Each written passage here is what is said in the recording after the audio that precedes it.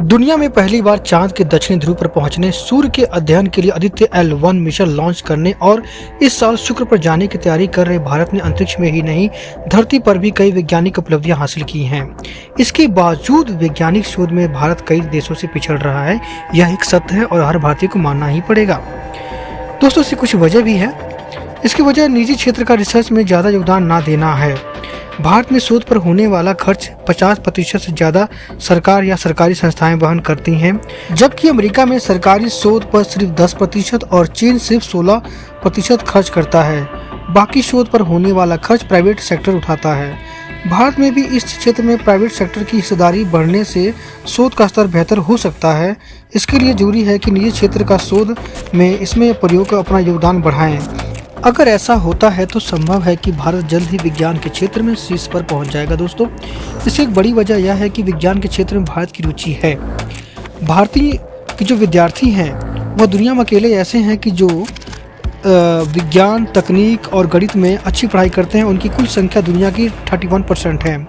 इसके बाद दोस्तों इजराइल का नंबर आता है, जिसमें 27% विद्यार्थी ऐसे हैं जो वैज्ञानिक, तकनीक और इंजीनियरिंग में अपना रुचि रखते हैं। और इसके बाद लास्ट में 30 नंबर पे आता है अमेरिका का, जिसमें केवल 20% विद्यार्थी हैं। दुनिया भर में वैज्ञानिक शोध के मामले में भारत सिर्फ चीन और अमेरिका से ही पीछे है, बाकी सब भारत के ही पीछे हैं। दोस्तों, ये सब बड़ी उपलब्धियां हैं जो भारत को आगे ले जा सकती हैं, परंतु हमारे देश में दोस्तों बहुत बड़ी चुनौतियां हैं जिनका हल होना बहुत ज़रूरी है और सरकार को इस तरफ ध्यान जरूर देना चाहिए। कुछ दोस्तों चुनौतियां हैं, वो पहली चुनौती आपके सामने है, फंड की कमी। भारत अपने GDP का सिर्फ 0.65% शोध पर खर्च करता है। सोचिए कितना कम है, 0.65%। यानी कहने का मतलब है कि यह 1% भी नहीं खर्च करता है। तो सरकार को इस तरफ ध्यान देना चाहिए, जबकि इसके बदले 1 लाख की आबादी पर यहाँ सिर्फ 26 शोध करने वाले हैं भारत में, जबकि निम्न आय वाले देशों में यह अनुपात 32 है, चीन में 169 है और अमेरिका में 445 है। फंड की कमी की वजह से शोध लंबे खींचे जाते हैं। अगर सरकार इसकी तरफ ज़्यादा ध्यान दे तो हो सकेगा कि भारत एक बहुत ही तेज़ी उभरता हुआ अंतरिक्ष विज्ञान में आगे निकल जाएगा। दूसरा जो दोस्तों कमी है वह यह है कि संस्थाओं में सुविधा की बहुत ज़्यादा कमी है। भारत में उच्च शिक्षा के 40,000 से ज़्यादा संस्थान हैं, उनमें से सिर्फ 1% में ही शोध होता है। जरा सोचिएगा, 40,000 से ज़्यादा शिक्षण संस्थान हैं जिसमें से सिर्फ 1% में ही शोध होता है। दुनिया के 100 बेहतरीन संस्थानों में भारत का एक भी नहीं है।